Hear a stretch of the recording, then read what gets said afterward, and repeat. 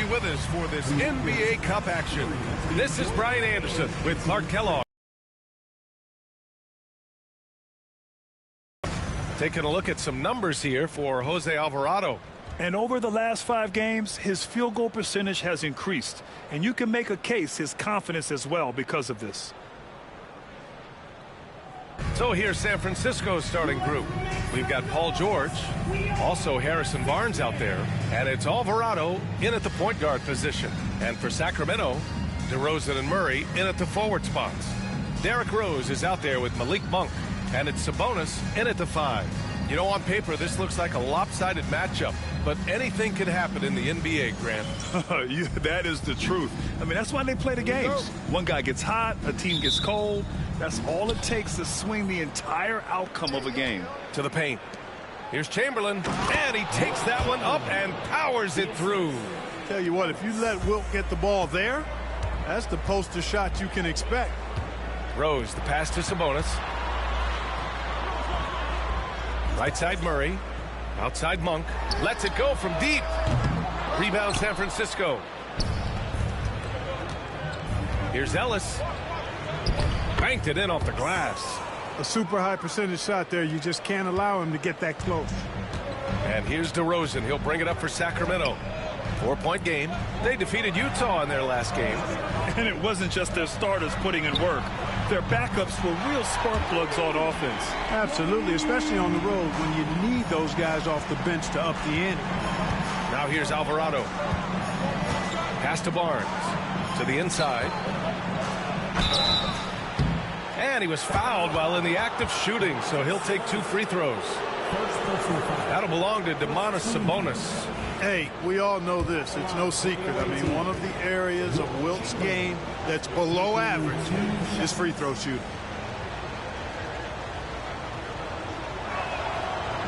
And he makes the first.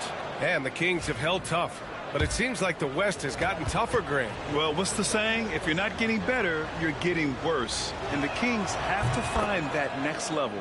Good on both. And just about a minute into this first quarter. Now here's Rose. Playing Utah, he was nearly unstoppable. Pass to Sabonis. And the layup falls. This is really where Sabonis does some of his best work. He's a reliable scorer in the paint. Alvarado outside. George feels it out a bit. Here's Chamberlain. Here's the 3. Ellis, good. Ellis has got 5 now. You don't want to let him get into a rhythm from out there. A moment to hear from Allie LaForce. I had a chance to catch up with Sacramento's head coach. I asked him what he told his team in regards to how to guard Paul George tonight. He told me Paul is a tremendous player. I told our guys that when he's attacking, we need to help one another out. It has to be a team effort defending him. So it sounds like he'll be sending plenty of defenders PG-13's way. Thank you for that, Allie. Attacking the rim with power. Tremendous finish. Really piling on the lead with a dunk like that. Now here's Rose. An important role in this offense, averaging around 12.5 per game. Kudos for the effort, but he got there a little too late. Here's Alvarado. Here in the first, just under 2.5 minutes played so far. George against DeRozan from the elbow. Oh, and that one had the right spin on it. It's good. The plan coming in is working. They're perfect 5 for 5 from the floor. Timeout called. Sacramento. Adjustments are a part of every game and every quarter of a game. I think Coach sees something here. And you know what? We'll see what changes he makes coming out of this timeout.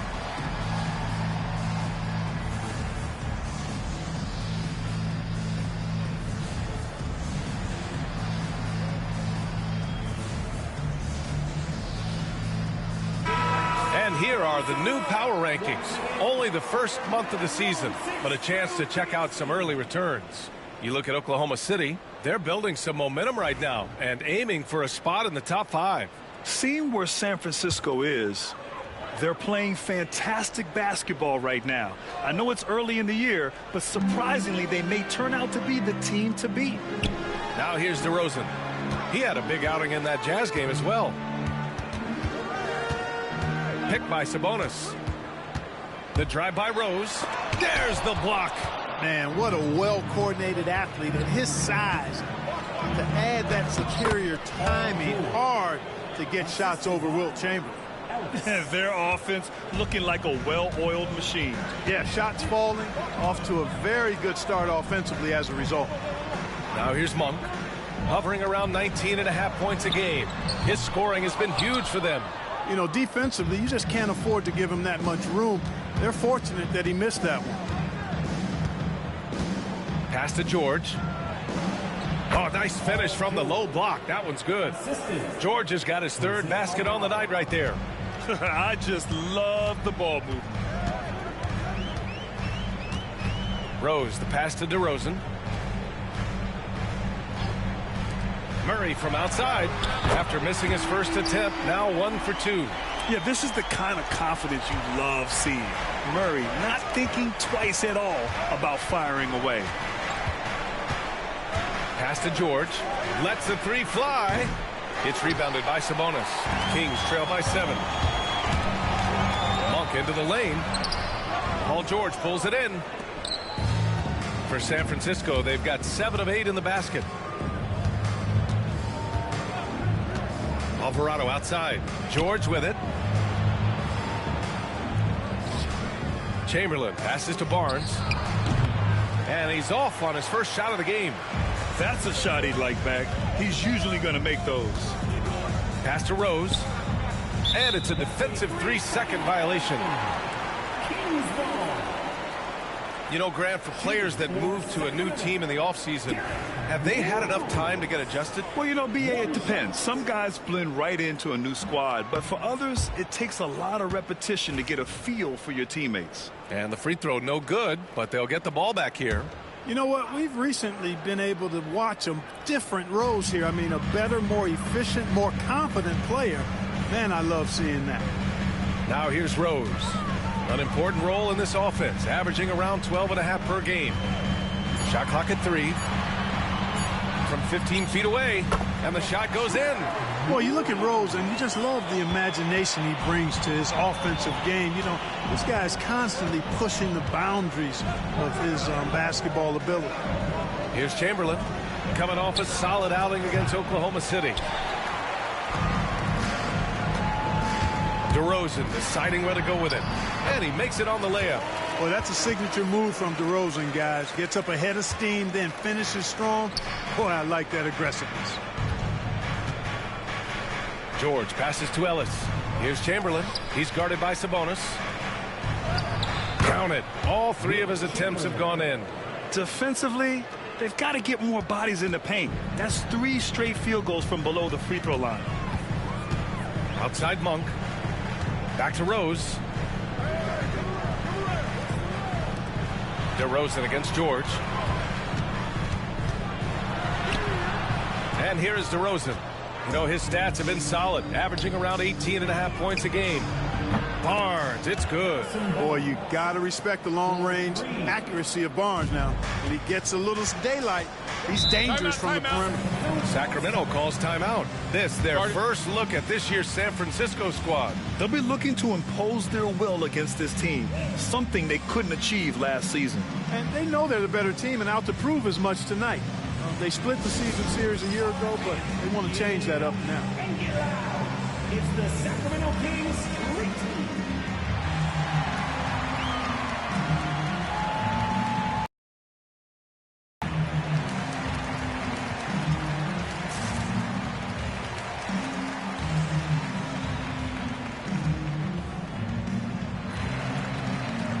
So San Francisco going with almost an entirely new group here. Larabia's checked in for Barnes.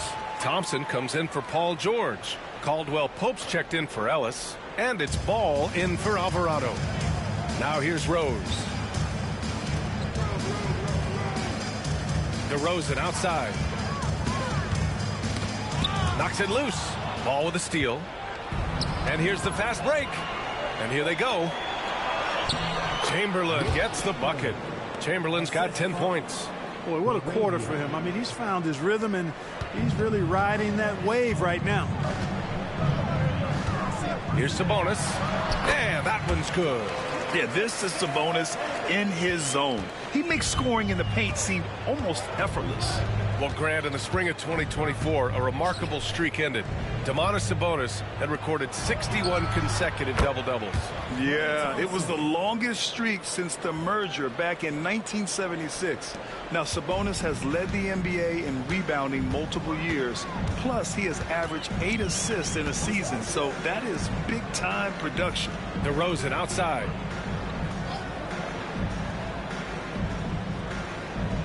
Sabonis with a screen on Thompson. Thompson against DeRozan. Over Thompson. And it's DeRozan missing. Defense made an impact right there. Definitely got him uncomfortable going up with it. Ball passes to Chamberlain. Back to Ball. Pass to Chamberlain. And here's Caldwell Pope. The three is up. Goes back up. Chamberlain gets the bucket. He's got 12. Boy, I like their energy coming in. Terrific execution so far. And, you know, it's an all-out effort they've come in with. Very aggressive offense so far. Now here's Murray. DeRozan outside. Now here's Monk. He's covered by Caldwell Pope. Monk passes to Rose. And the three off target. San Francisco leading by 13. Here's Caldwell Pope. And the foul is called. He missed it, so he's got a couple of free throws coming his way.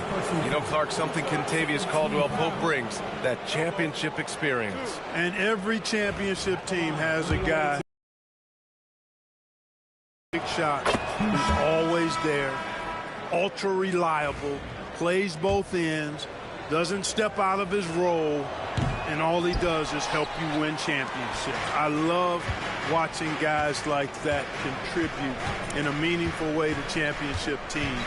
And he's a fun guy to watch because he does his job at a high level pretty much every night. San Francisco has gone 3 of 6 shooting from beyond the arc. Pass to Ball. Here's Chamberlain.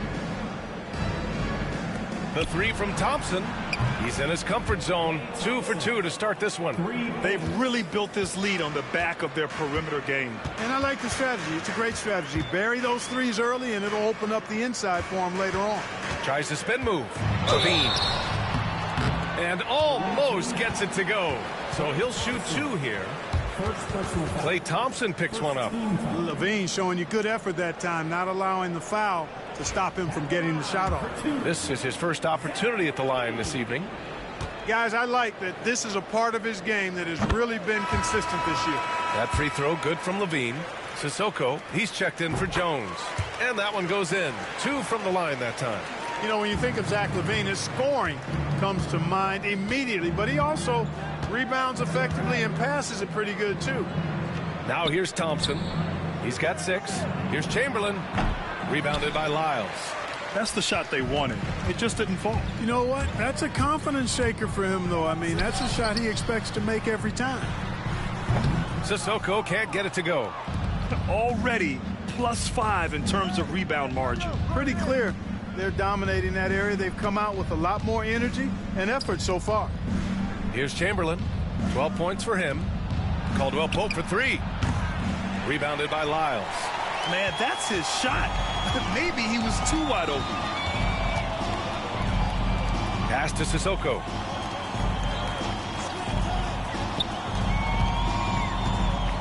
Now here's Beverly. Now Sabonis. His offense has been fantastic, averaging just over 17 a game. And so it's Ball with it. He brings it up for the Warriors. The lead is 15. And Thompson gets it to go. Building a big advantage early with a terrific all-around performance. Yeah, you know, they've had the advantage at both ends. They've got all the momentum early on. Outside, Caldwell Pope. They set the pick. Pass to Chamberlain. On the wing, Thompson. He's got 9. Sabonis on the double team. From about 19. Nice start for him. Sinking his first shot. You can't help but look toward their defense.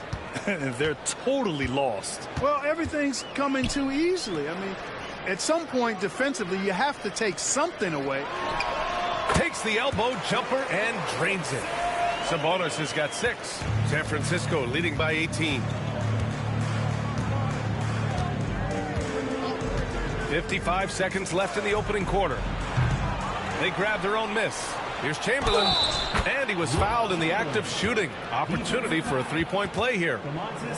Oh, he's on the attack, hitting 6 of his last 7. He's gone 2 for 2 at the line so far. It's hard to forget how much he struggled from the line during their last matchup. Well, you know, whenever he got to the line, he just couldn't find the target, but nights like that do happen even to the best of them. And, guys, this has not been a season to remember for him at the free throw line, certainly to this point. Now here's DeRozan.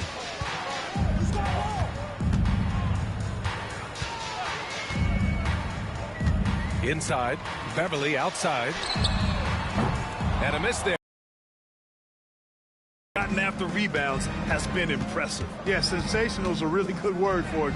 They're tearing it up on the glass. This is why you put the ball in his hands. An accurate pass hitting a moving target. Well, the Kings shooting just 38% so far in this one. Thompson against DeRozan.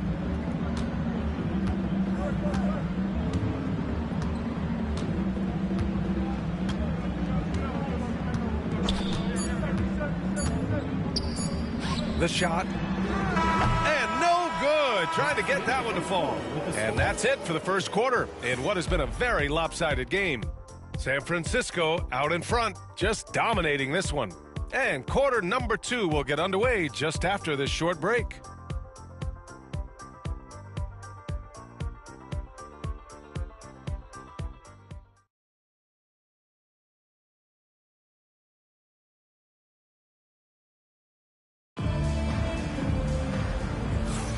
And so far,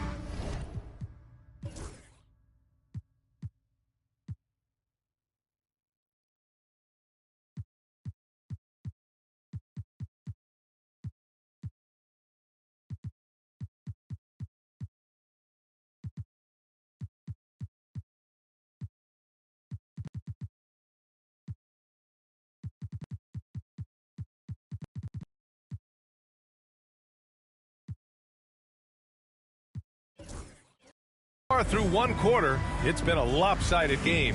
We'll see if that changes here in the second. And a look now at how the offensive approach has been going here so far for San Francisco. Well, you got to be impressed with how selfless they've been so far. Their passing has been simply outstanding. But how about their scoring in transition as well? That's been a big factor to this point. Are those high tops or track shoes these guys are wearing? My goodness. Trey Lyles is out there with DeMar DeRozan. Then there's Zach LaVine. Then it's Patrick Beverly. And it's Lynn in at the 5 down low. That's the 5 to begin the second quarter for the Kings. Now here's Hield. It's a 22-point lead, the most they've led by. Pass to Chamberlain.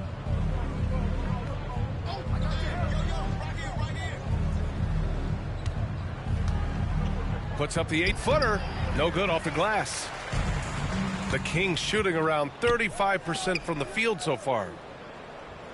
Hield passes to Ball. And about a minute gone in the second quarter. Now Hield fires from deep. Counted from distance. Hield's got his first 3 points of the game. Talk about being shot ready. Hield catches and fires as fast as pretty much anybody in the league. Beverly, the pass to LaVine. It's tipped. And he recovers it. DeRozan for 3. The offensive rebound. Here's Lyles. That drops. And it comes off an assist from LaVine. LaVine brings a lot to this team. One of the elements he brings is his passing. Ball taking his time here. Pass to George. Lets it go. And that one off the back of the rim and in. George has got 8 points.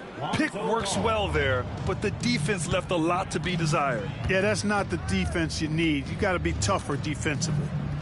Now here's DeRozan. Here's Lynn. Back to Levine. DeRozan, left side, and the shot goes. Few guys, if any, do it better. DeRozan knows the mid-range shot is his patented shot, and he makes it happen. Here's Ball. Still no points. George, no good. Given his range, you'd expect him to capitalize on that opening. Pass to DeRozan. Levine against Hield. Beverly, a screen on Hield. Here's Levine. Here's Lyles. And it's all from three-point range. San Francisco leading by 22. Here's Chamberlain. Kicks it to George. He drops it from range. George has got 5 points now in the quarter. Very consistent tonight at the offensive end. Right there, he helps fuel the fire. Timeout called. Sacramento.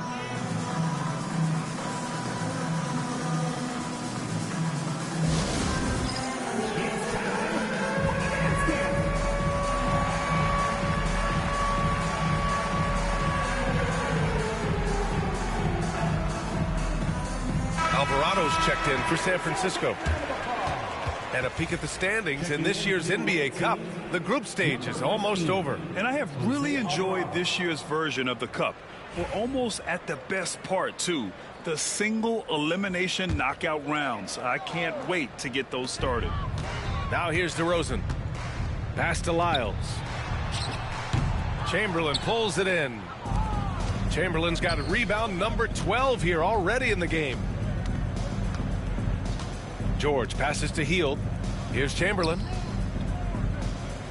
Outside Hield. For three, George. And again, San Francisco with a triple. This defense just can't stay connected to shooters. And it's Levine with the ball for the Kings. When this game's over, they'll be off to Golden State as they take on the Warriors. It'll be the front end of a two-game road trip. And the sweet roll that time on the rim. That one falls. Mid-range, no problem for Levine. He easily adjusts his shot as needed. Here's George.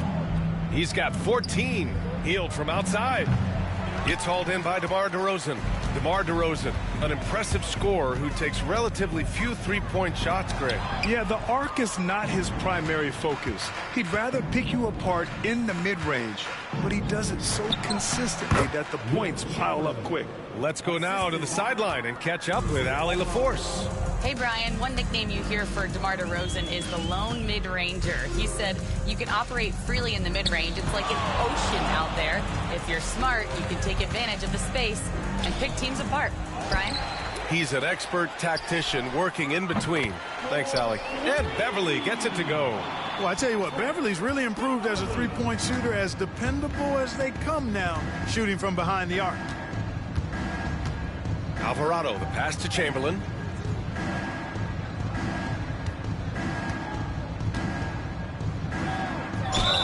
And so he draws the foul, headed to the line to shoot a pair. Well, Grant, you were an excellent defender in your day. So who was the toughest player you had to guard? Well, there were so many great players, Michael, LeBron. But let's talk about the late, great Kobe Bryant. I mean, he really had no weaknesses. And even if you defended him perfectly, there's a good chance he can still make the shot. Murray's checked in for Sacramento. Rose comes in for Beverly. And the second free throw is good. Sacramento has gone 2 of 5 from distance here in the second quarter. Outside Murray. Pass to Lynn. Hield against Levine. He hits that one. 2 for 5 now.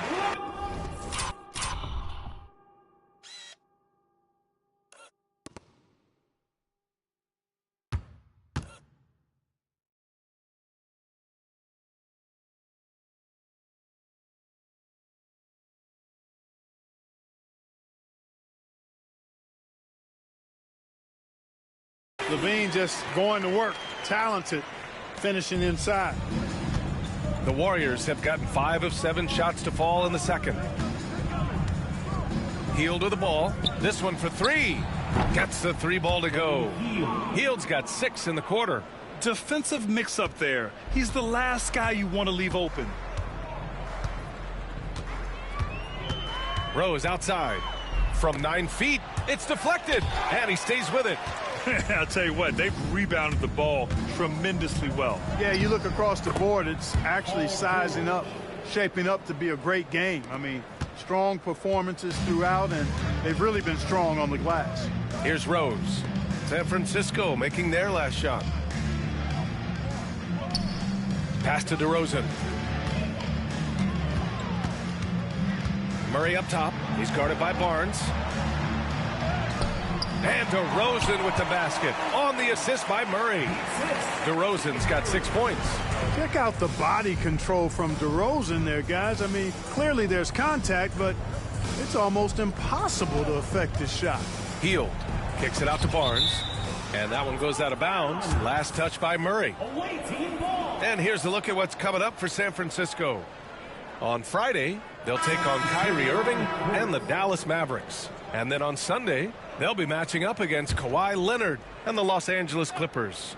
They have a nice string of home contests coming up.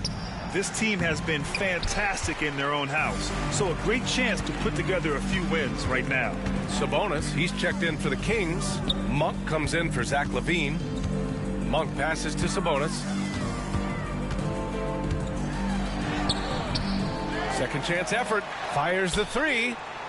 And it's Monk missing. He had more than enough room to hit that. Just couldn't make it happen. Hield for 3. Here's Chamberlain. And he dunks it down. Oh, nothing soft about that. Was not going to be denied. Just took the dunk that was right in front of him. Well, you know, if nobody's going to put a body on him, then that's going to be the result. And here are the Kings now. San Francisco making their last shot. Here's Sabonis. And he drops in the layup off the glass. Give him 8. He's really carrying the load, but no man can do it all by himself. Pass to Chamberlain. And out of bounds. Sacramento will have it. We are now into November, so let's check in on the standings in the Western Conference. Taking a look at San Francisco, and they've got the top spot in the conference, a testament to their hard work all year long. And checking out the Kings, currently a ways below. Well, I think for the Warriors, you have to really give it to them. I mean, they are backing up all the preseason hype. They've been outstanding early. It appears to me, though, that this group has all the ingredients for a special season. Here's Sabonis. Rebound San Francisco.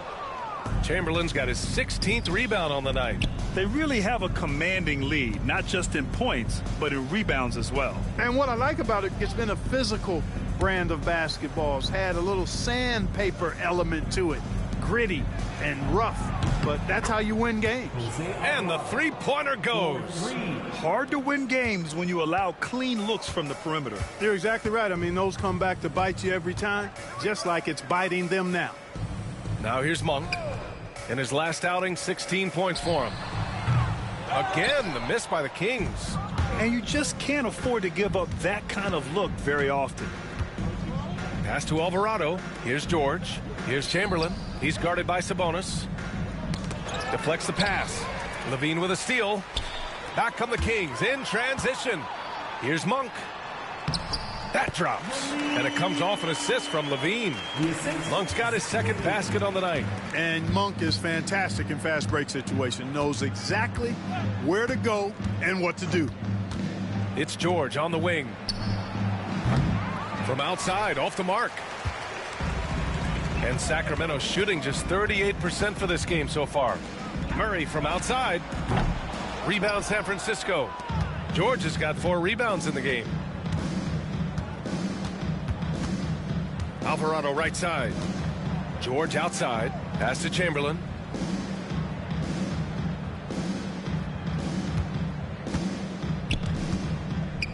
Alvarado outside. 5 to shoot. Hits the three-pointer. Alvarado's got 6 here in the quarter. could have been much better defense. I mean, you can't give this guy any room to operate. Outside Levine.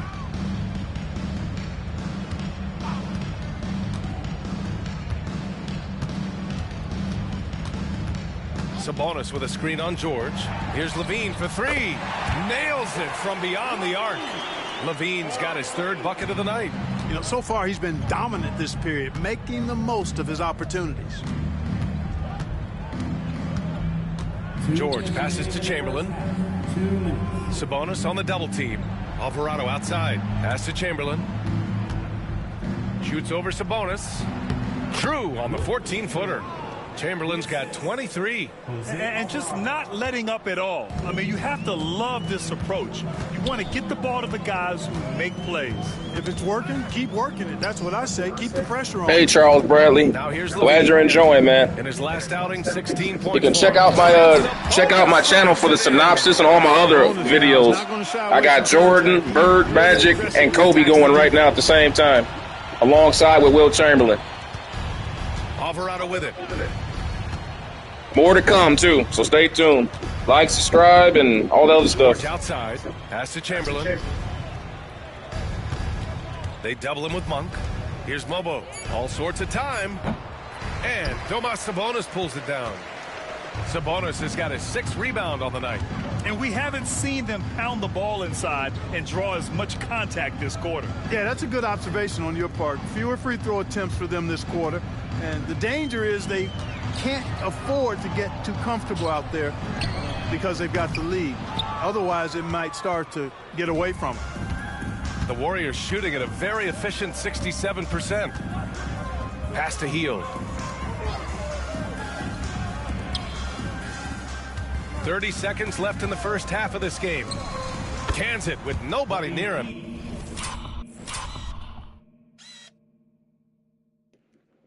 Let's take a look at this play right here. This is a play you don't see too much more in the NBA.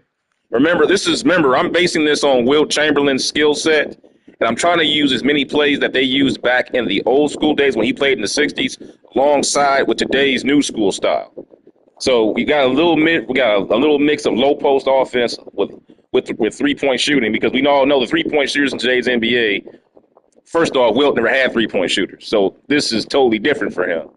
But this play I just ran right here, this is a play you don't see too much more in the NBA.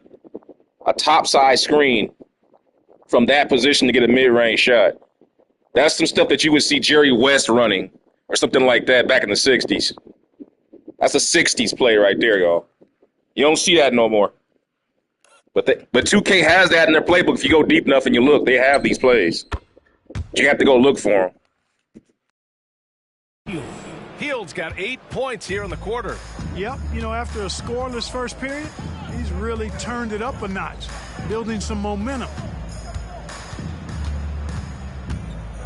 Levine surveys the D.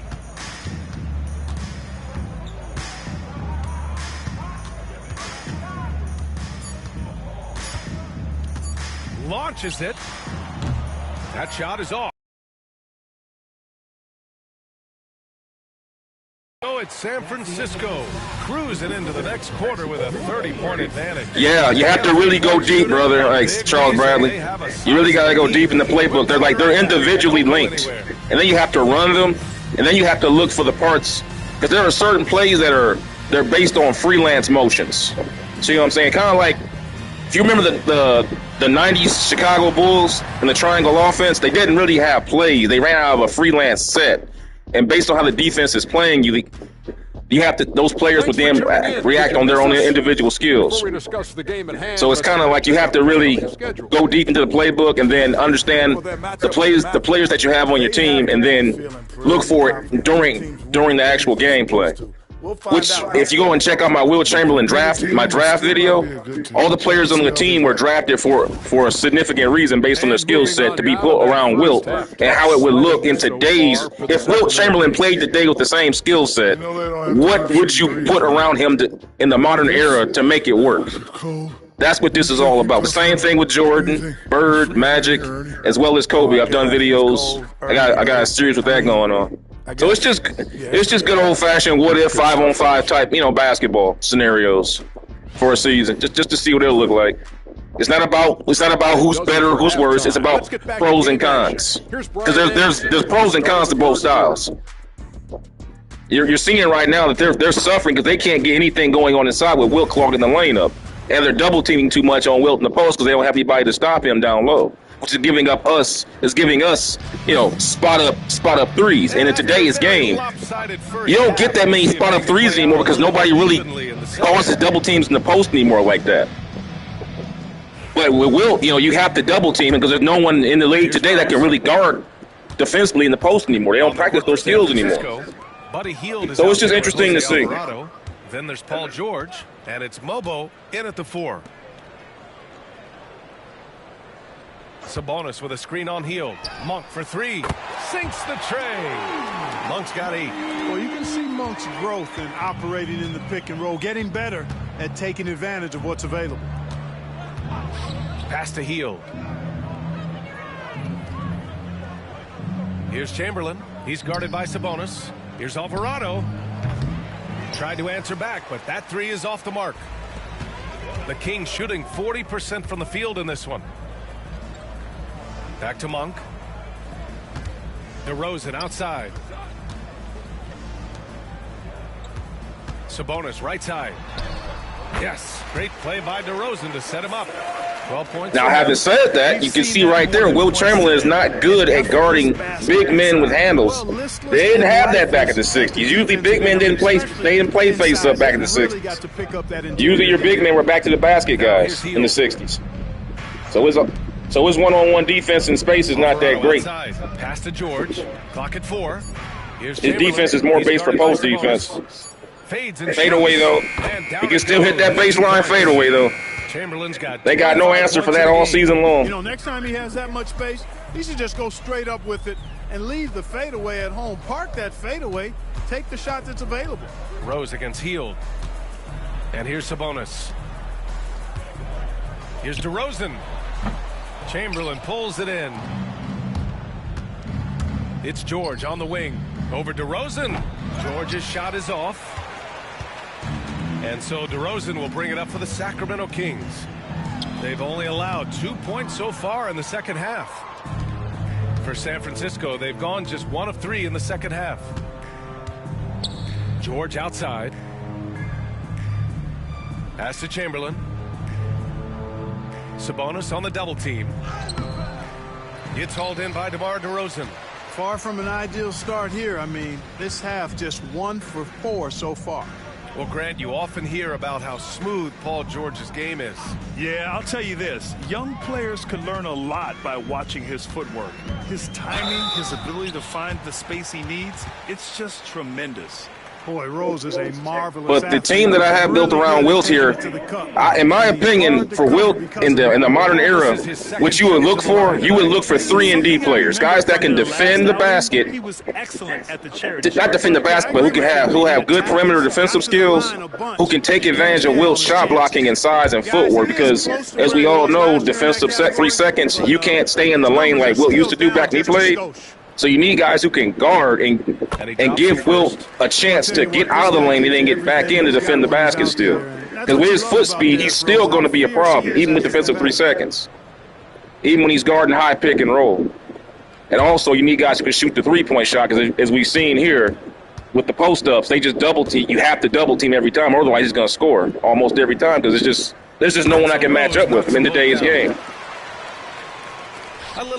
Physically or tactically. I mean, there are no Bill Russells looking around here in the NBA anymore. Defensive big men like that. Most everybody now is pretty much a stretch 5 with guys that really don't know how to defend the basket. One-on-one. As we're seeing here. Shot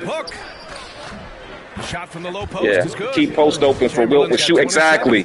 Yeah, exactly. It's the same thing you had. Remember Olajuwon in '94? It's the same thing. In '94, when they had Cassell, Kenny Smith, Mario Ellie, it's the same thing. Those guys were 3-and-D players. You kept the court open for Olajuwon, let him do his thing.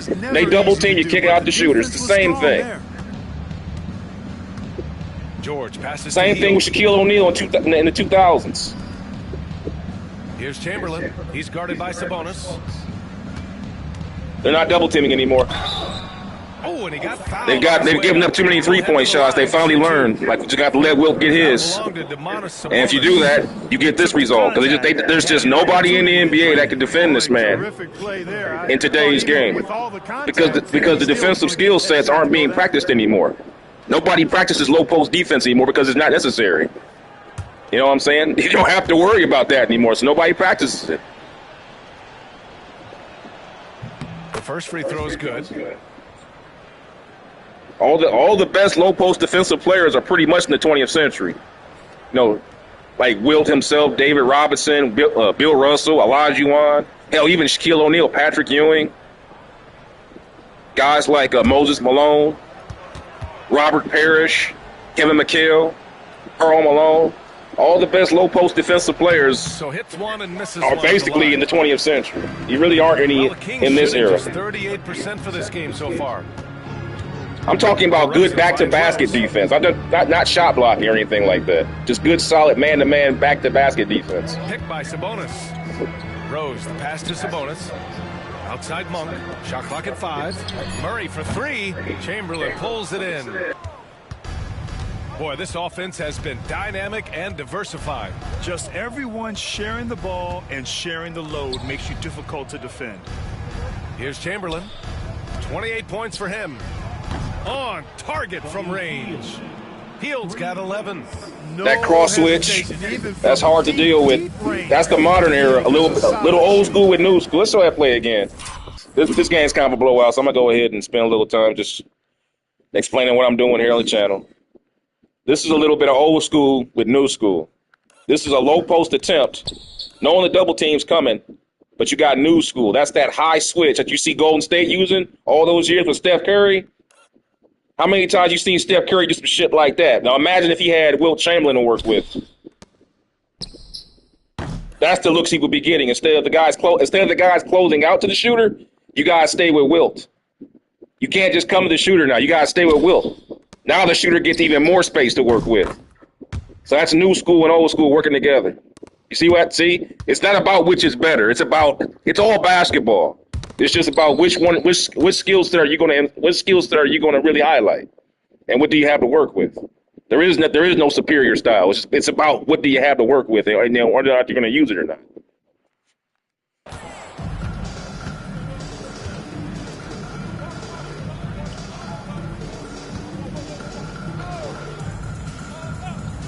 DeRozan against George. Hield on the wing. George outside. Back to Hield. Three-pointer. Rebound by the Kings. Also, too, in this series, Wilt Chamberlain never comes out. He plays every minute of every game, just like he did in '62. That's too high. The NBA's executive VP, yeah, Charles Bradley. Yeah. Joe Dumars said, quote, "You're still allowed to miss 20% of the season." There's no such thing as superior style. It's about emphasizing weaknesses over strengths, based on what you have going for you and what the other guy doesn't have going for them. That three's off the mark. And Rose has got the ball here for Sacramento. Pass to DeRozan. Like, you can't look at basketball as just paper, scissors, rock. You know what I mean? It's not like that. Screen on Hield. Here's DeRozan. And that one goes. Life isn't like that. I wish it was. I wish it was that simple. You know, paper beats rock, scissors beats paper, rock beats scissors. Doesn't work like that. On the scoring breakdown for San Francisco. Well, they have a lot of gray areas in sports, man. Lots of openings and turning them into big shots. And the thing I've seen that I've really been impressed by is they've gotten everybody involved, unselfishly making that extra pass, getting that ball to the right guy at the right time for the good shot. Yeah, just a little off his game this quarter. He's trying to work his way into a rhythm. Pass to Chamberlain. George outside, takes a three, drops in the three. Another play right there, y'all. I hope y'all caught that one. Low post attempt. Here comes the double team. We got a UCLA cut, a wide UCLA cut. Usually the UCLA cut will start from here and you come with this man, but we send this guy here on the scissor cut. That frees up George because now you got a double team. You got three guys guarding Chamberlain, essentially. Three guys are guarding Chamberlain because you have to. He's just that damn good. They send this guy, but you're also trying to start Alvarado on a quick on a back pass. That Chamberlain could easily make a little quick hook pass right here to him. At least if you go back and watch film of Wilt throwing passes, you've seen him do that 1,000 times where he sees guys cutting off of him. But this is but in doing so, you're going to leave all these shooters wide open. And in the modern era, again, this is the modern era now. We know for a fact that this is the best three-point shooting era. You can say what you want the modern era, but this league-wide, even average players now shoot the three-point shot at around 32% minimum. 32% is your minimum now. Back in the day, that was considered to be leading the league in the 90s. Minimum now is like 32%. So you put that out here with a great low-post player getting guys open shots, that's what you're going to get, especially when you're playing small ball. Not to say that they are playing small ball, but all due respect to Sabonis, he doesn't match up. He just doesn't. He doesn't match up with Wilt Chamberlain here. So you're going to get those type of results. George has got 19 points. They've been pretty lax with their perimeter defense, giving up a lot of three-pointers. It's either that or you let Wilt go one-on-one, destroy his man. Those are your choices. Those are your choices. 6 points for him. Levine. And another miss by Sacramento. And you can't attack the basket because, as you see there, Wilt in the lane, clogging it up. Now here's Alvarado. You got good 3-and-D players here, with the exception of Buddy Hield. To the middle. Here they come. George is open. Good defense on that one. Here's Rose. Outside Murray. And there's a pick. Sabonis might pop out here for a three. Yep. Here's Test Levine. the screen's going to pop out. Three. Sinks it from distance. Levine's got 12 points. But the reason why they can't get back in the game is, one, they're not pressing. They should be pressing up. The number one way is if you delay the ball, the man has to come up the lane to receive the ball and relieve the position he just gets. They're not doing that. That's a problem in today's basketball. Not enough pressing. Outside, just 5 to shoot. Look at that rebound. That is just sick, man. That is. Another board. And people talk about Dennis Rodman's the best rebounder of all time. Bull. Listen, I love Dennis Rodman, but Wilt Chamberlain and Bill Russell averaged over 20-something plus rebounds for their career in a time when the NBA didn't have three-point shooting, so everything was condensed. Now here's Rose. Meaning it's harder to get. You're basically being face guarded like three guys at a time going for rebounds when everybody's in the paint. That's far harder to get rebounds in that situation. Alvarado, the pass to Chamberlain. Here we go. They're going one-on-one. They're not going to double team. That's what happens. Gets the bucket.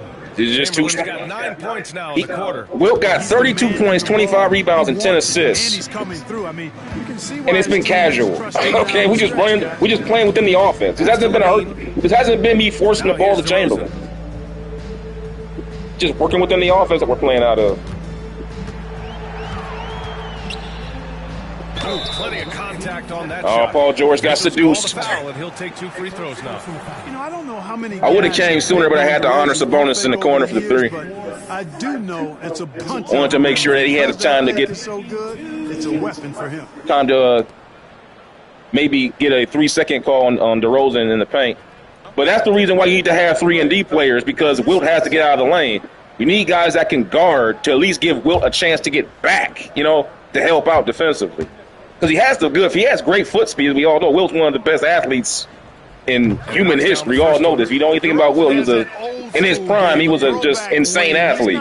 So we know he has the foot speed to get back into the lane. The problem is defensive 3 seconds and the fact that you have stretch big men now. The fact that these big men now have the ability to go out and hit from 30 feet, it puts pressure on Wilt. One, rule-wise, with defensive 3 seconds, you can't stay in the lane. Two, you have to guard the shooters. Do stretch bigs give Wilt trouble? Yes, absolutely. Absolutely, because you have to think about it. Defensively, he has to pick those guys up. You can't just let guys just shoot for 48 minutes wide open, because it'll be the same thing that we're doing to them, just a different version of it. Here's Chamberlain. Out to Hield. There's the triple. They'll be getting open shots too, just like that, from Wilt not guarding. So it'll be like a negative impact. For every 3 hits we're getting, they'll be getting it right back because Wilt's not guarding them. But the problem is they're not attacking the basket, taking advantage of it. Against George. Because the mentality in today's NBA is shoot the three, shoot the three, shoot the three. Rebound San Francisco. And they're up considerably because That's why this game's a blowout. They're not taking advantage of the fact of Wilt getting out of the lane and pulling him out with high pick and rolls. Have taken control on the glass. Now here's Alvarado. Good screen. I'm not going to take it. I'm going to wait. I'm going to wait. Pass to Chamberlain. Here he comes now. Into the lane, Wilt, and a foul. They just have no. There's just nothing you can do. This is just relaxed offensive pace. There's nothing being forced here. I'm not gunning with this man. I'm just running plays. Play in many cases. I think that's the right of any employee to be able to go where. Spones is a good player, but he's just got no shot, man. Optimize their individual guarding this man 5 feet from the basket is impossible. Build on the fly and get competitive more quickly, and I like that aspect of it. I don't like to see it overwhelming a season, but I do like the fact the players have that option and that freedom. Lynn's checked in for Sacramento. Beverly comes in for Murray. But if you guys are enjoying the content and liking what you're seeing here, I humbly ask you guys to give me a like and subscribe to the channel and hit the notification bell, because this is what I do over here, besides playing other games. As far as my sports, this is what I do. I'm all about simulation. I don't do any of the my player stuff. Nothing wrong with that, mind you, but I'm just more into the 5-on-5 aspect. Now Alvarado. He's got 6. George passes to Alvarado. I miss Wilt on the deep post. Hey, Bradley, thanks. I appreciate it. Here's Chamberlain. Got something going here with Alvarado on the cut. 3-pointer, no good. Just hasn't found much consistency. Remember, Wilt Chamberlain does not come out in this series. In this particular series I'm doing with Wilt, he will play every minute of every season, every minute of every game, just like he did in 1962. The improved strength making a big impact. Speaking of which, we need to go ahead and do a substitution right here with my other guys. Yeah, they're tired. Lonzo Ball, other guy, good defensive player. An aging Klay Thompson, 3-and-D player. Harrison Barnes, 3-and-D guy. And then we have Ellis, 3-and-D guy. Remember, the rules for this series, too, is that every time I do a series like this, I build the teams around expansion players that teams have casted away. I build the team around players that teams have casted away, just like an expansion draft before the season starts. And the rules is that that team can only have a player at an 85 overall for the second best player on the team. Because whether it's Wilt or Jordan, Bird, Magic, or whoever, they're going to be the best player, obviously.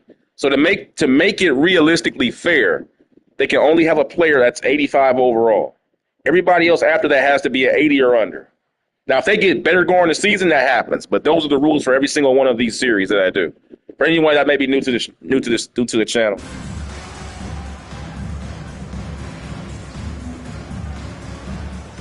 The Kings making a switch here. Lyles is checked in. Let's take a look at the best defenses in the league over the last 10 games. Look at that defense, man. 98 points a game. Great game planning by both of these coaching staffs as of late. Both teams in today's game, that's insane.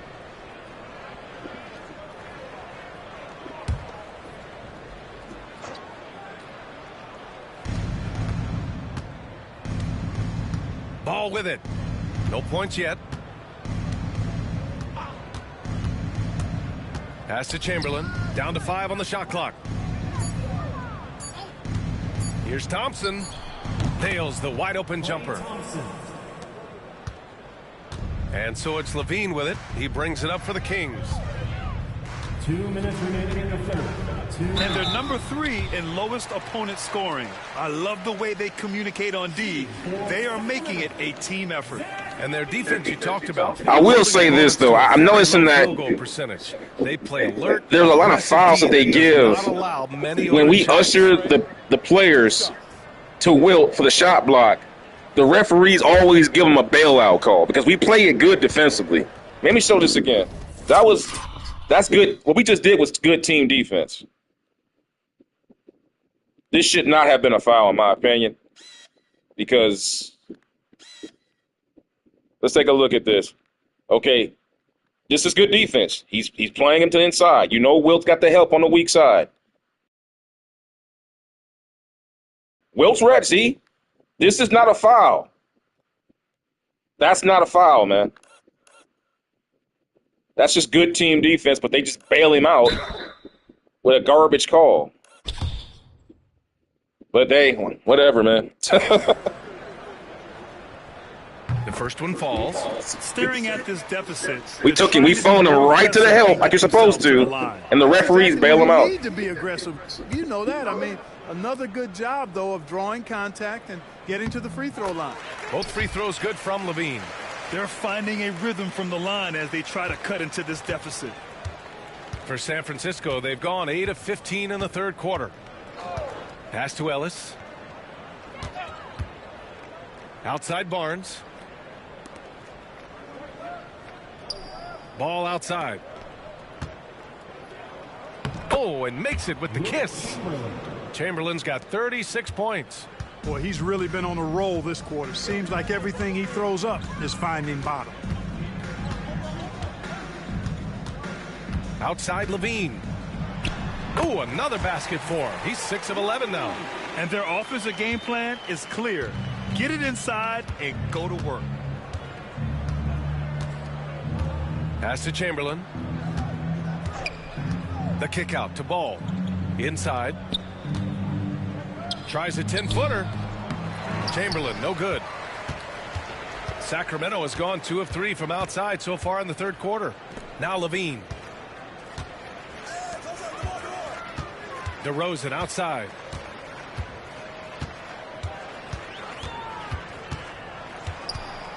Just 5 on the clock. Pulls it in from the elbow. He's off on that one. Boy, just cannot buy a bucket, guys. I'll tell you what, that's a painful quarter for him, and it's painful for me to watch, too. Pass the ball. Here's Chamberlain.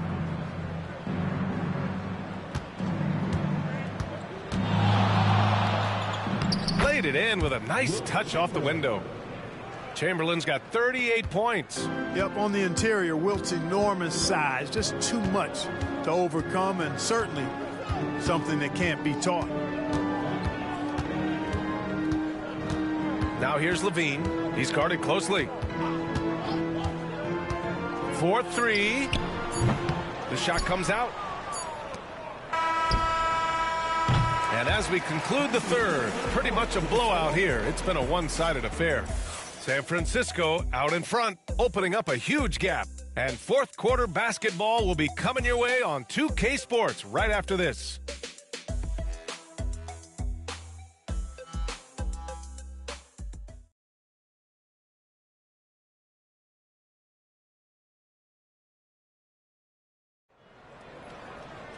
And there have been 2 very different performances from these teams today as we get going in quarter number 4.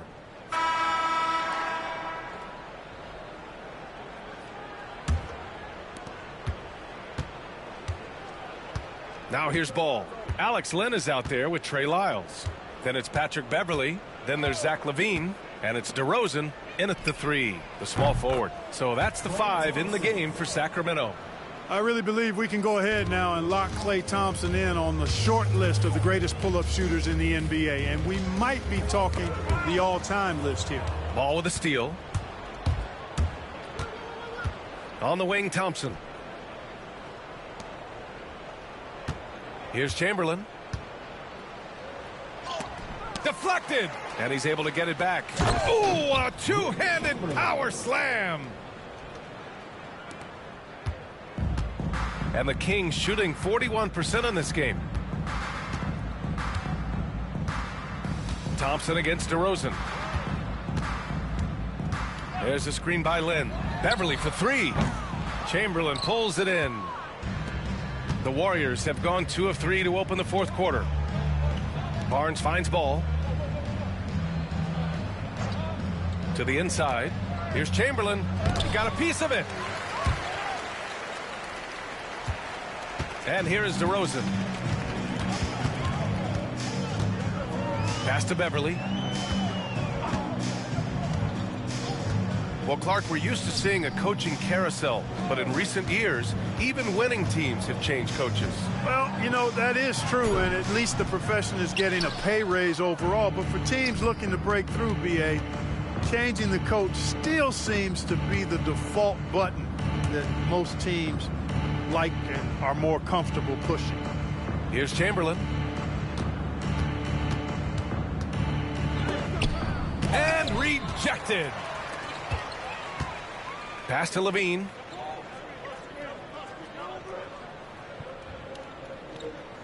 Wilt getting a little tired. He should be. He hadn't sat out the whole game. Here's Lyles. Which, just 5 to shoot to end the drought. Which, in my opinion, you know, today's game's a lot more wide open. In my opinion, it would be easier to play every minute from his position in the 60s because you don't have the up and down pace like you do nowadays. So the cardio wouldn't be as taxing, although the physicality would be. From his time. He didn't have the cardio aspect in the 1960s with the up and down pace in the 60s. But you did have the physicality aspect. Wrestling with Bill Russell for 48 minutes ain't no picnic. And Nate Thurman and Walt Bellamy, those are some huge muscular men back in the 60s, man. And you would play those guys like 6-7 times as he can. Remember, the league was smaller back then. That means every team was that much better. Like, imagine if the NBA only had 12 teams today. How good the teams would really be. Each team would be basically an all-star team. So every night you're facing stiff competition every single night. There are no bums. That's a big plus if you're holding a late lead. Derrick Rose, he's checked in for the Kings.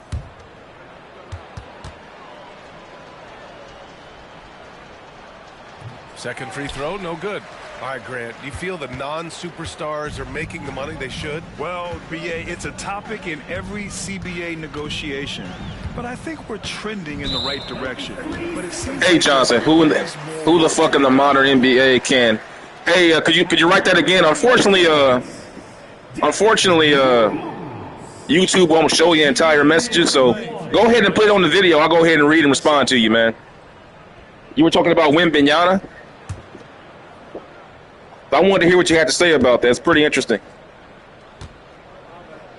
Remember, these videos are not, this isn't about who's better, who's worse, or trying to showcase somebody couldn't play anybody's ear or anything like that. No, this is just pure tactical basketball. Pros and cons. Not about who's better or who's worse. On the wing, Levine. But I do want to read your comment fully, man. To stop the drought, Chamberlain pulls it in. Because YouTube is terrible with comment. They'll show a comment on here, and they'll just show half of it and then take it away within 3 seconds. It's really hard to see sometimes. Now here's Ball.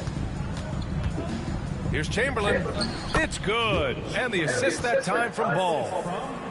By the way, if you want to see Wemby, I just did a couple of Wembanyama games on my Larry Bird and Magic Johnson series. Go check those out. Those are really good, man, because it really showcased how Wembanyama would give those guys problems. He'll head to the line for 2. Klay Thompson picks one up. DeRozan is deceptive in his height and quickness, so I think it makes him hard to guard, especially from this area. Especially with his face-up game, his ability to run the floor, transition game. I was just speaking physically. It's not even close in terms of what? You're talking about strength and endurance with body contact at close quarters.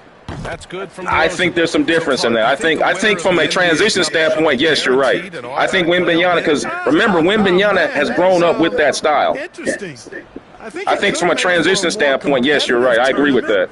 I think it would be a problem, particularly when you talk about finishing plays. Know what I mean, brother? Because it's one thing to run the floor and get to a spot, but if you can't finish, it doesn't make a difference. Wembanyama certainly can run the floor and finish off the catch. Wilt Chamberlain was never really asked to do that in his time at a high clip. Bill Russell was, though. Go look at the Celtics offense in the 60s. They were a fast breaking team. Back to Ball. Here's Ellis. And then you have to... The three-point shot, yeah. Yeah, I got into that a little bit earlier on the video, how the three-point line impacts Wilt's game defensively. Like right now, you're seeing it right now. See how he has to come out there and guard the stretch five and then get back in the middle lane? And you see that, brother? That's what I was getting at earlier. Normally what you would do with Wilt, he would just make a beeline for the basket. Make a beeline for the basket, but I have to stay out here and guard this gentleman. Because you just can't leave him open. See what I'm saying, brother? That's the kind of bringing Wilt in. See, all that open opportunity would never be there in 1962. That lane would never be there in 1962, brother. Ever. You would never see a lane like that in 1962. Exactly. That's the thing, though.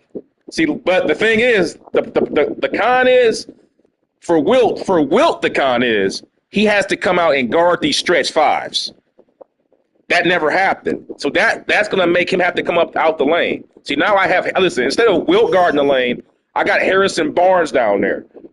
Because it should be Wilt picking that man up, not that. But I couldn't get there. And again, this is back to your Wembanyama comment with the transition thing. You're seeing it here. Because Wilt's been playing the whole entire game. I'm trying to get back, but I see the big man going to the three-point line. I have to pick him up. You got to. You got no choice. My man sees that. That was a good freelance play right there by DeRozan setting that high screen, that little low screen right there. Now we'll have to get back in the lane. Now, like you said, he can get there, but he has to get there. See what I'm saying? Instead of being there, he has to get there. And we all know defense is at its best when it's preemptive, not when it's reactive. When defense is reacting to you offensively, you have the advantage. You have the advantage. When defense is in a phase of having to react, you got the advantage offensively every single time, as opposed to being set up. So, yeah, bro, that's what I'm getting at over here, man. That's what it's about. It's not about, oh, this guy could beat this guy and all these. I hate to say it, but all the purveying low IQ arguments about, oh, I feel some way about this guy and your guy sucks. Wilt against a 2016 Warrior. That would be a problem because we already, again, that's a good case because we saw a problem. It would be a problem from a standpoint of a war of attrition. Now think about it. Look at their front line. Remember the death lineup? Could you imagine Andre Iguodala having to guard Wilt Chamberlain? Yeah, it would be a problem in transition offensively for Wilt. But on the other side, that's a long night. 48 minutes in the paint with that man, with that size disadvantage.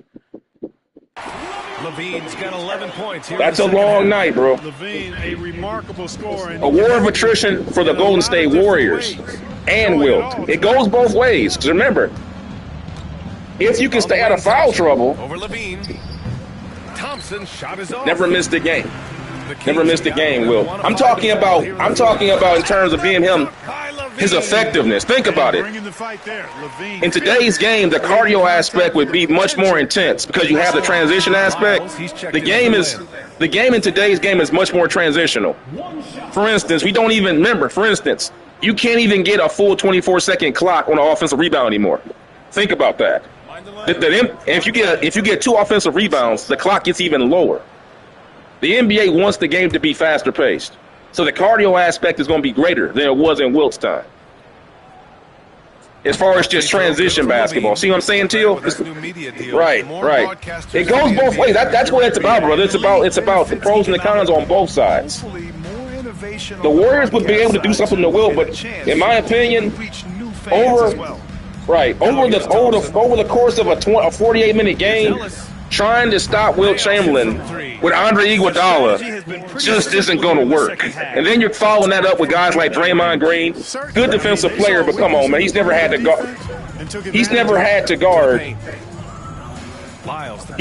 guard true back to the basket centers. We've never heard of Wilt being fatigued. Exactly. That's true, but you're talking. Oh my goodness. Oh my goodness. Can we have a moment for? There again. There it is. Wilt should have been there, but he wasn't because I was guarding the perimeter. By the AT&T 5G Slam Cam. I had to get back guard perimeter. That opened up that big Showtime dunk. 4 of 9 shots to go in during this. But again, I'm making the case based on the fact that over the time, running up and down, the whole team got cooked. The whole team got cooked on that one. My thing is this. Here's Chamberlain. If you have a man constantly running up the floor every time down over 48 minutes, it is going to create a problem. Man, that was a beautiful turnaround off the glass. That's classic Chamberlain right there, y'all. For those, that's classic Chamberlain right there for y'all. That's classic Chamberlain. Classic. By the way, small ball ain't going to work. I don't know what they're doing here with the small ball stuff. That's classic Chamberlain. Classic. 45 points. Well, he's filling it up right now. Getting the That's shots he wants. that's basically his go-to move, essentially. Rose, the pass to DeRozan. No modern big man. Yeah, they don't have the. Well, they don't have the size. They don't have the size, man, or the mentality. When I say mentality, I'm talking about the tactical mentality, like the positioning. Like you go back and watch film of guys like Rick Mahorn or Kevin Wilt. These are guys who weren't even stars. The average big man in the 20th century knew how to guard back to the basket players. It's not being taught anymore because the back to the basket skills aren't in vogue anymore. It's just simple. Comes down to people aren't.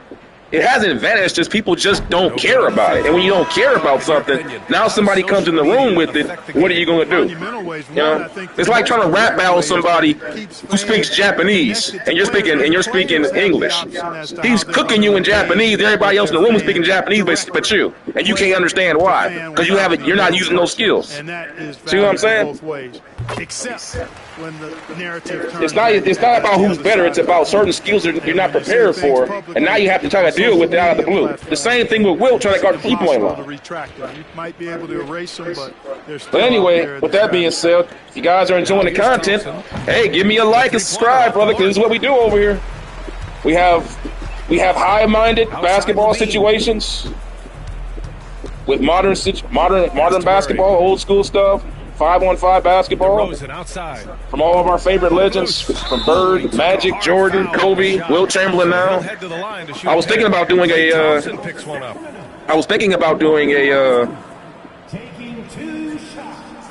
a situation with John Stockton, but putting him with a different big man to see what it would be like if John Stockton played pick and roll with a three-point shooting big man, as opposed to Malone, who only goes 20 feet deep.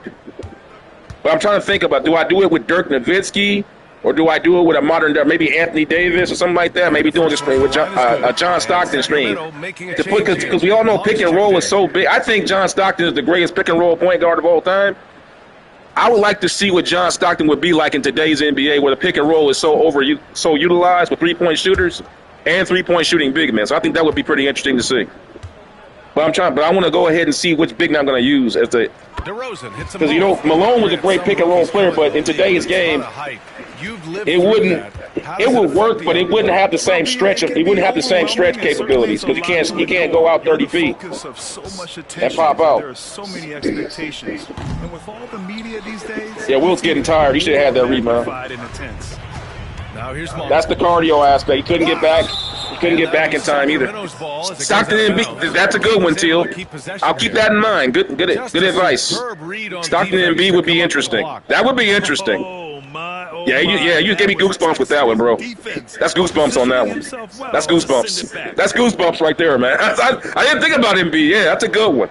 Stockton and B would be, that'll be fire. I might just do that. One. I'll start a series with Stockton and B. He needs a Stockton right now in real life. Dude, I think everybody needs Stockton in their life. Shit. Showing you some of that sandpaper. Like, man. If it wasn't for Magic Johnson, he'd be the greatest point guard of all time. Shoot. Pass to Chamberlain. And Magic's a freak of nature. That's the only reason he's better than him. He has that size mismatch. That size advantage. That's the only reason he's better than Stockton, in my opinion. You made Magic 6 foot. You made Magic the same height as Stockton. They'd be the same. You know what? Teams can't actually, I don't think he'd be as good. Letting it fly. Magic's not a great shooter. He's not a better defender.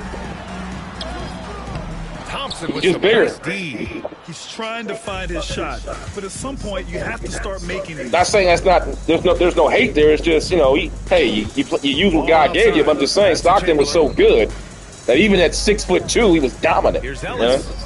On both sides of the court. Remember, he's the all-time leading assist man and steals. In today's game, that's insane. Think about how fast the game has become. There's more chances for turnovers. There's more chances for assists in today's game. And yet he is still far and away the assist leader and steals leader. Like the next closest guy I think is Chris Paul, and he has no hope of catching him. Pass to Thompson. And Paul played in a far faster era with far more chances for assists and steals. That's insane when you think about it. Here's Ellis. Let's go with a three. And Like Stockton played in a half-court, grinded out, pace-style basketball and was able to achieve all that. Especially playing with Jerry Sloan as a coach, because you know Jerry Sloan Jerry Sloan was not a high up-tempo coach, man. Now here's Monk. The more you think about Jerry Sloan, he is. To the middle. Here's Sabonis. So are you really taking Magic? Am I really taking Stockton over? That's what I'm saying. That's what I'm saying. Over Magic, no, never. Because Magic just gives you that advantage. I'm making the case. I'm making Isaiah over Magic. No, Isaiah was.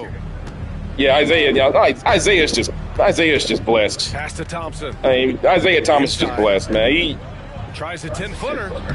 Isaiah Thomas is just blessed. He's the greatest small guard we ever saw. Chamberlain's got to this day. 7 points.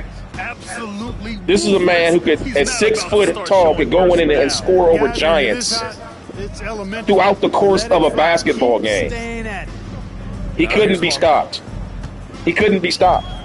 Period. And there's a whistle. I mean, everybody talks about Iverson and Steph Curry and all that stuff, and I get all that because they're popular. But when you go to the film,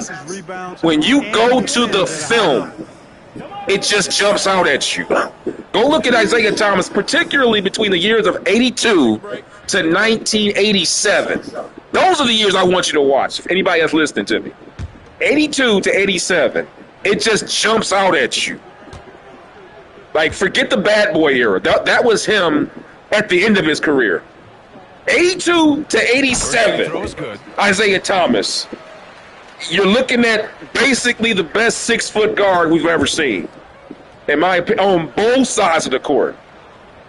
On both sides of the court, man. 6 feet tall, gets to the basket, can shoot from the mid-range. God forbid he ever had a three-point shot, and he never really utilized the pick and roll the way you would think he would. Thompson outside. Even with Bill Laimbeer being a precursor to today's game, because remember, Bill Laimbeer was one of the first stretch fives. They never really utilized that back in their day. Think about it if Isaiah and Laimbeer really utilized the pick and roll, or should I say the pick and pop. Think about that. What that would have really looked like. Uh-oh. Well, oh, my goodness. Yeah, there's no question. I think, and this is Isaiah Thomas's words. If you go back to the 1997 and 1998 playoffs, or finals, rather, Isaiah Thomas made the interesting point that he thought what really held the Utah Jazz back from beating Chicago was that Stockton didn't take a much more elevated role in the offense, getting his own shot. Particularly when he got matched up with guys like Steve Kerr, Randy Brown, guys that had no chance of guarding him. Yeah. I think Stockton, we all know Stockton could easily average 20 points if he wanted to. At least 20 points, again, if he wanted to. And what a complete performance we saw from them. A dominant win in every way. So Isaiah Thomas, I think he's spot on with that analysis. Because I think if Stockton had been much more offensively minded, Chicago might not have won back-to-back. I'm not saying they would have. I'm not saying they would have beat Chicago. I'm just saying it would have been far harder because now you have to worry about John Stockton busting your ass for 20, 25 points and getting somewhere around 8 to 12 assists, as opposed to him just constantly looking for Malone, get other guys involved. But I think that's more of a mentality thing more than a skill thing. But your mentality does dictate your choices. So, but again, Isaiah Thomas, man, I don't, he's just different, man. He had a game that you just can't teach. Pass to Thompson. It's kind of like Mike Tyson was in boxing, you know. He just, And he was camped in the you know, a guy that short in the heavyweight ranks being that dominant was just guys like Tyson and like Joe Frazier being dominant heavyweights. You just can't teach that. Usually a dominant heavyweight is going to be like, 6'2", 6'3". You know, you don't really see dominant heavyweights that are 5'11". And we've got 28 seconds left in the You game. can't teach that. You're just touched by God. Pass to Monk. You know, The so three is up. Isaiah was like that for Chamberlain basketball. pulls it in. A 6-foot guy who was every bit as dominant as anybody in the league. The team needs to rethink its strategy around what to do with him. But yeah, this game right here, man, they just they never got into it, man. Sacramento just got took apart. Back to ball. Wilt Chamberlain goes the entire game. Takes the win.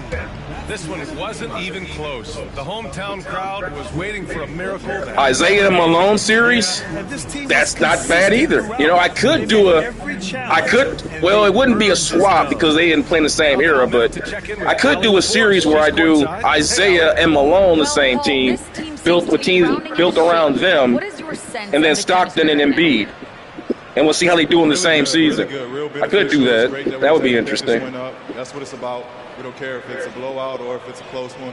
We need to learn how to do both. So we'll see what goes on as the days and months and the weeks build up. Allie, thank you as always. But if you guys enjoyed the content, guys, go ahead and give it a like and subscribe to the channel. Hit the notification bell because that's what we do over here, man. Watching the NBA, brought to you by 2K Sports. As we leave, I was thinking more about really the Embiid, man, because I think I kind of like to do things that kind of like George Lucas, like they rhyme with Star Wars. But I want to I do Magic and Bird together because that rhymes. You know, having Isaiah on the same team with Malone sounds good, but it would be kind of cool to maybe see what it would be like because it's like the whole thing with Stockton. I want to do that one was to showcase, really it's more about showcasing Stockton's talents and what he would be like in today's game versus what he would have been like, what he was back in the 80s and 90s, because he never had the advantage of a pick and pop big man that could shoot 3-pointers. Conversely, too, the lane's more wide open for him to get his offense in. So let's take a look at the team comparison here, guys. And I'll be right back. Give me a moment.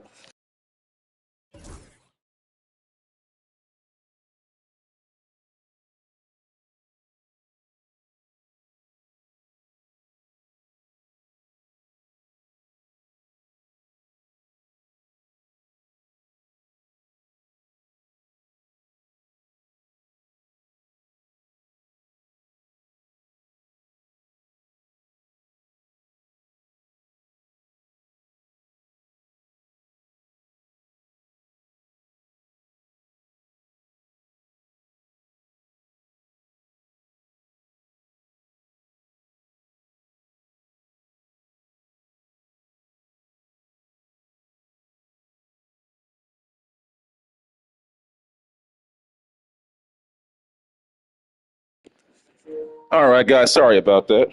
Let's take a look here at the stats here. You guys probably already had this came back. Let's see what we have here. We went 59%. Now look at the 3-point. We shot 39 threes. Most of those were spot ups. Actually, they were all spot ups, actually, mostly. 19 for 39. They shot 25. Most of those were off the dribble because they really couldn't get anything going towards the basket.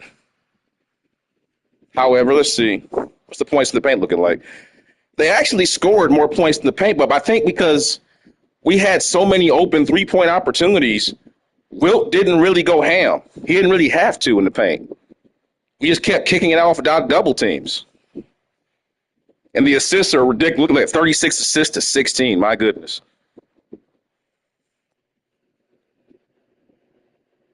Okay. Box score. Levine played good. Well, yeah. Shot a pretty good percentage. 2 for 5. 9 for 16 from the field. All right. Sabonis got pretty much owned tonight, although he got his points in a little bit later in the game. garbage time points. But Wilt Chamberlain, 47 points, 35 rebounds, 15 assists, 4 blocks, 5 turnovers, however, though.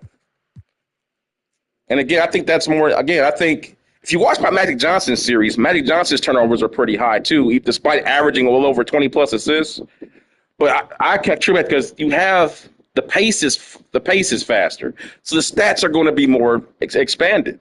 This is why you see, and the fact of the matter is guys are shooting more.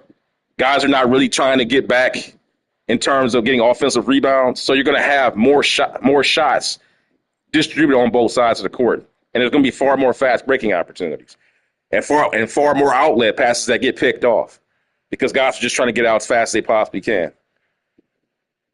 Let's take a look at some of Wilt's highlights here. That's a beautiful block. Again, that's that defensive philosophy that we have. You want to have the guys funnel them to Wilt Chamberlain. That's the way that the defense is built. Like all the guys on this team were drafted because they could shoot the three and they can defend perimeter-wise. And there he is again. Funnel to Wilt. You don't have to make the play. Just get it to Wilt, and he'll send it back to you. I believe he had 4 blocks tonight. Paul George with 19, Ellis with 17, Klay Thompson, an aging Klay Thompson, that is. Buddy Hield, Alvarado. So, yeah, Team Chamberlain doing work as we move on. What's the next game coming? This is going to be a good one right here. This is going to be interesting. Wilt Chamberlain, Anthony Davis. Okay, this is going to be interesting. This is going to be interesting, guys. This is going to be an interesting one. We'll do this one next. So I will see you guys for the next game coming up here shortly. Like, share, subscribe, hit the notification bell if you like the content. And I will see you guys in the next video coming up in the next 3 to 5 minutes. See you soon.